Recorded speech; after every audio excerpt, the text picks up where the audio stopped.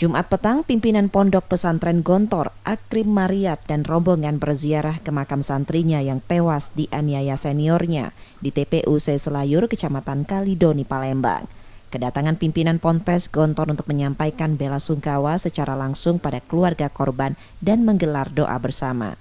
Terkait penyebab peristiwa tewasnya santri tersebut, pimpinan Ponpes belum memberikan keterangan.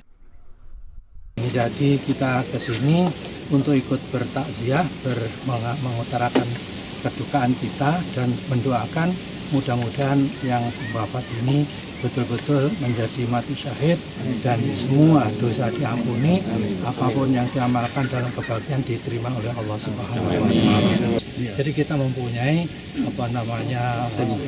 tim dan juru bicara sendiri tentang. Ada kelalaian Pak dari pihak Gontor dengan kasus ini Pak? Sebelumnya, otopsi jenazah santri yang meninggal sudah dilakukan Kamis untuk mengetahui penyebab kematian korban dan akan disampaikan polisi dari Polres Ponorogo. Reski Oktora, Muklas Diferensial, Kompas TV, Palembang, Sumatera Selatan.